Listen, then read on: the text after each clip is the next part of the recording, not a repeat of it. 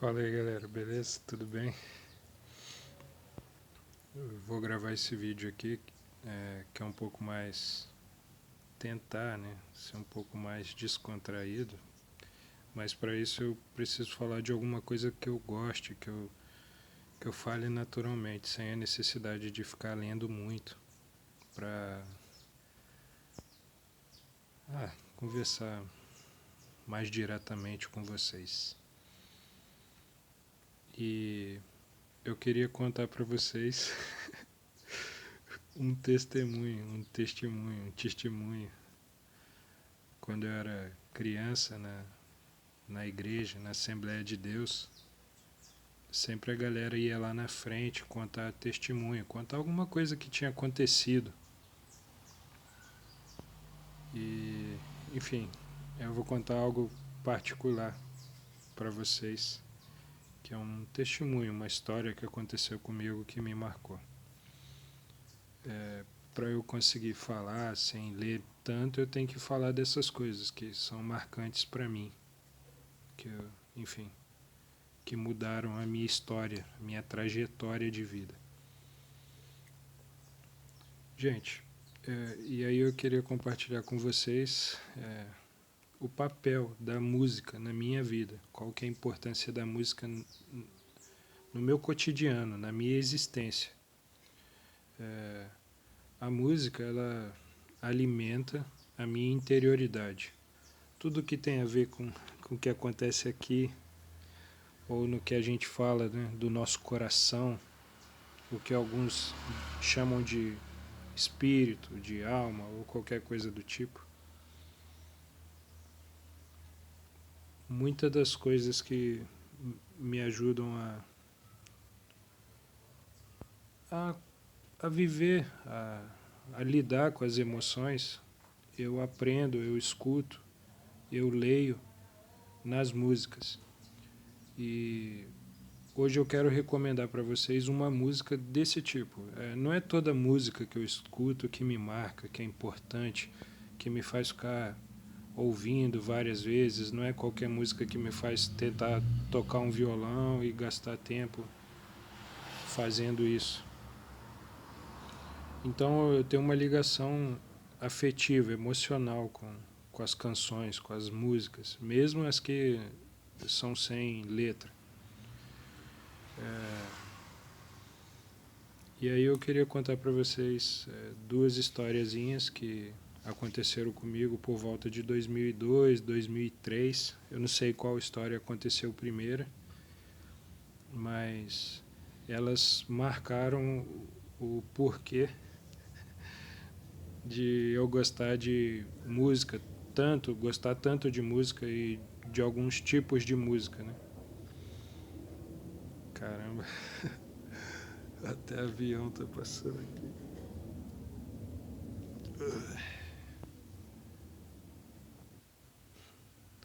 A primeira história é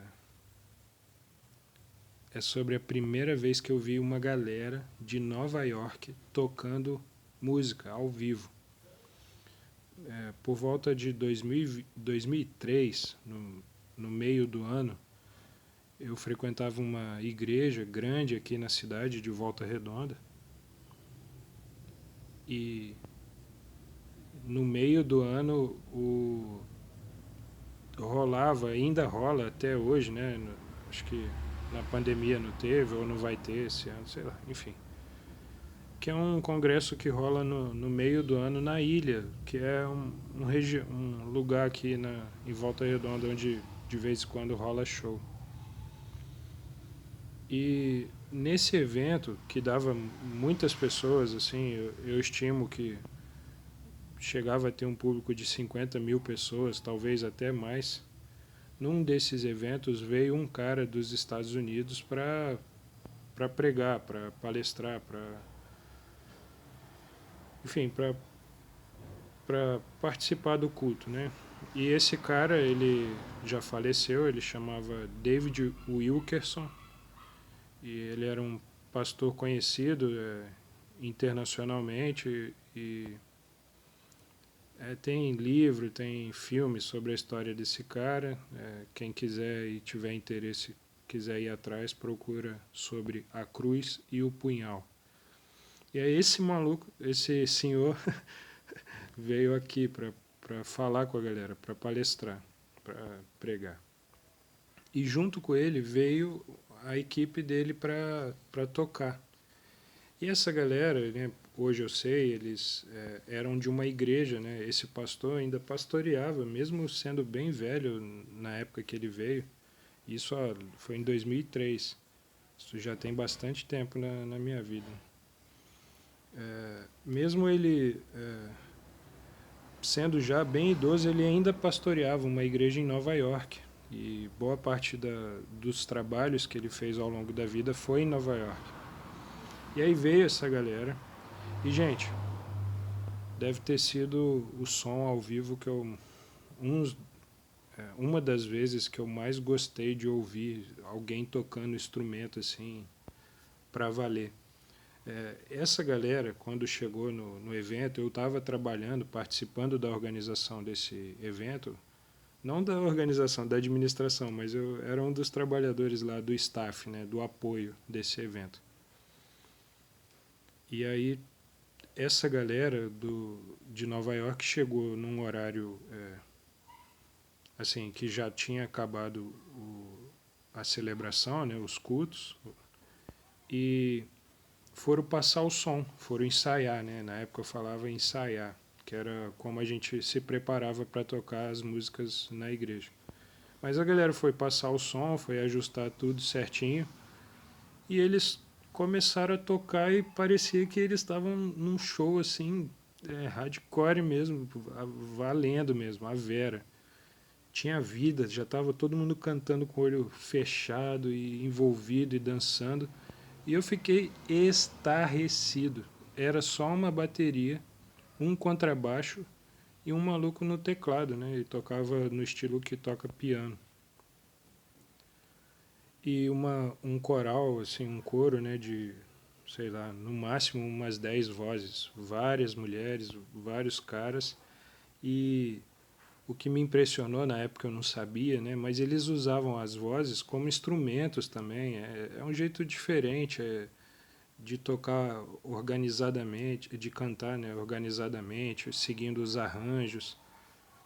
Quem curte música soul já deve ter ouvido, já deve ter percebido esse tipo de coisa. E galera, eles pegavam músicas que eu já tinha escutado em outras gravações e tocavam de um jeito diferente, eles mudavam o que a gente chama de harmonia. A música é dividida em 3 áreas, né? Harmonia, melodia e ritmo. Tem como brincar com a harmonia, né?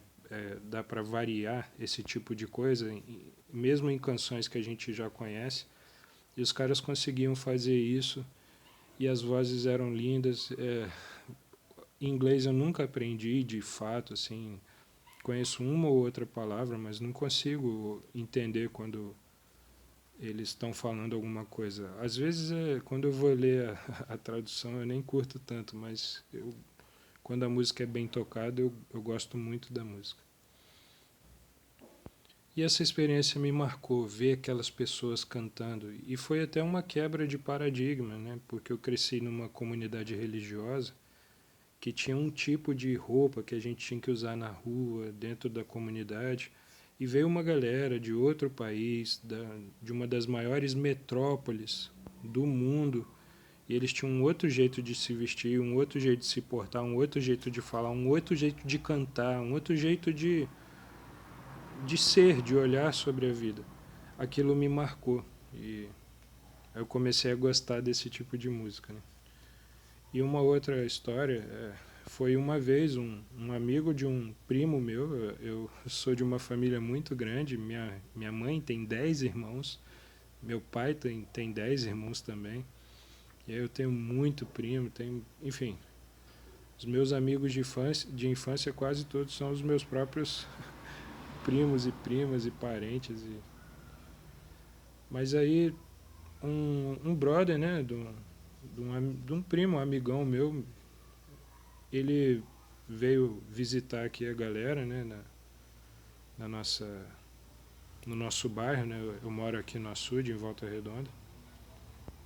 E no tempo, esse meu primo, só para dar um contexto, ele era missionário, essa galera que trabalha com atividades religiosas em outras cidades, em outros lugares. Então esse maluco que estava aqui era missionário também. E o cara, pô, era sangue bom pra caramba. Ele foi e me deu um CD. Eu não ganhava CD assim, disco na minha infância, né? Que eu ainda lembro da época que tinha os LPs, aquele bolachão preto. Era difícil chegar disco de fora, de estrangeiro, é, de música americana, de gente famosa que, enfim, era difícil o acesso, né? Às vezes, galera, para ficar ouvindo uma música que a gente gostava, perguntem aos pais de vocês aí. A gente esperava tocar a música na rádio e colocava para gravar uma fita de cassete assim para depois ficar ouvindo. E sempre o maluco da locução falava em cima das músicas que a gente gostava e às vezes tinha várias versões com o locutor falando, porque o acesso era difícil. E aí eu ter ganhado o CD, né, marca também o acesso, a chegada da internet aqui no meu bairro de periferia para a galera, assim, mais ou menos da minha faixa etária, na minha faixa de renda, né, de classe social também. Aí eu ganhei o disco. Pô, esse disco, esse CD que eu ganhei, foi um dos discos que eu mais ouvi em toda a minha vida. É de um cara que chama Kirk Franklin. O disco foi gravado em 2002 e chama The Rebirth Kirk Franklin. É o retorno do Kirk Franklin. Esse cara é um maestro. Ele faz a música, ele faz o arranjo, ele compõe, ele grava, ele toca, ele canta, mas ele é um maestro de uma banda mesmo, de um coral, de uma orquestra. E esse disco, que é um disco do soul americano, do gospel, né, tem muita influência do jazz, do blues, essa coisa toda, essa mistura da música americana, da música negra americana. Esse disco, pô, formou o meu ouvido musical. E aí, eu estou falando isso tudo para dizer como que a música é importante na minha vida. Tem vezes que eu fico muito triste, né? O Brasil me deixa triste com muita frequência, né? Os números da pandemia, por exemplo. Não é natural a gente ouvir a quantidade de morte que está rolando e ficar tranquilo, como se nada tivesse acontecendo. É esperado de nós um certo pesar, um certo sentimento de sentir o baque. Mas a gente precisa sobreviver, continuar caminhando. Os médicos, para eles conseguirem atender, os bombeiros, os policiais, para conseguir atender pessoas em situação de tragédias pessoais, a gente precisa ter um certo tipo de força, de dureza para enfrentar esses momentos, porque não é fácil lidar com eles. E às vezes, quando uma ou outra tristeza vem sobre mim, né, vem sobre nós, às vezes uma música que a gente goste, tem o poder pô, de fazer a diferença no nosso pensamento, no nosso coração, nos nossos sentimentos.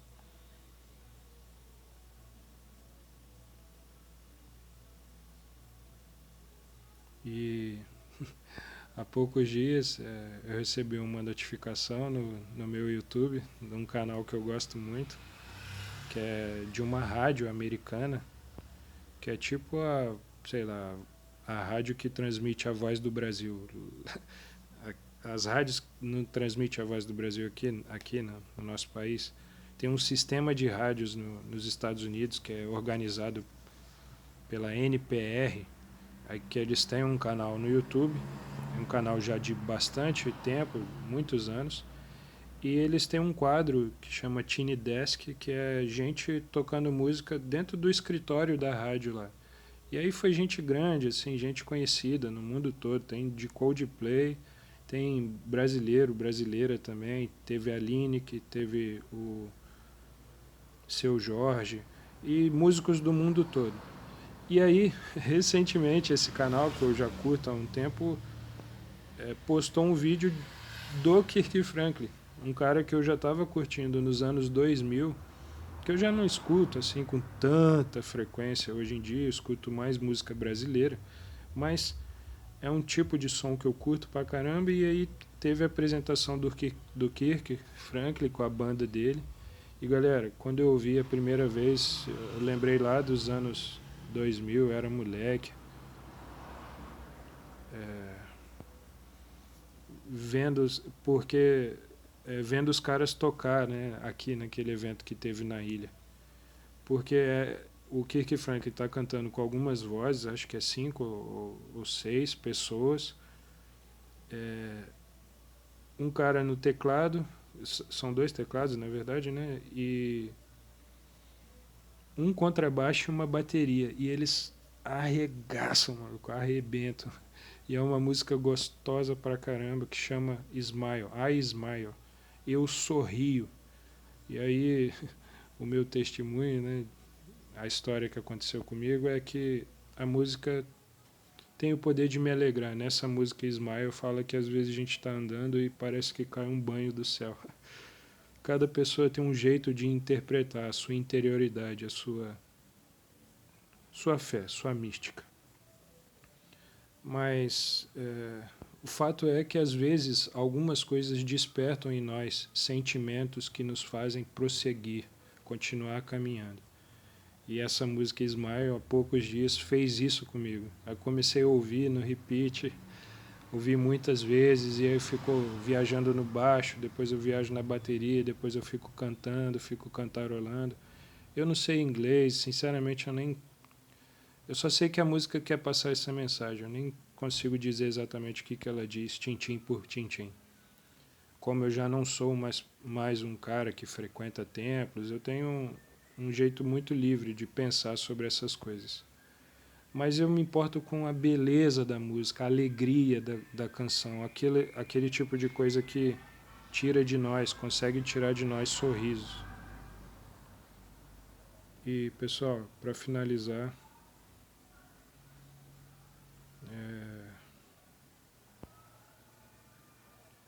a música tem esse poder de nos fazer lembrar coisas boas, cultivar boas memórias. Então, até uma dica, tem gente que estuda ouvindo música, porque depois a música ajuda a lembrar o que você estava estudando naquele dia que você estava ouvindo determinada canção, ou determinada música, né? Tem gente que...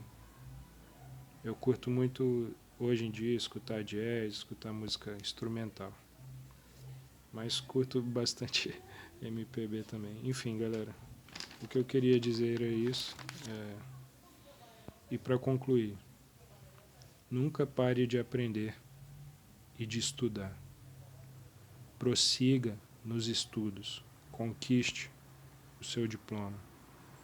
Sempre, sempre, sempre reflita sobre ética. E sempre que possível, sorria. Valeu, galera.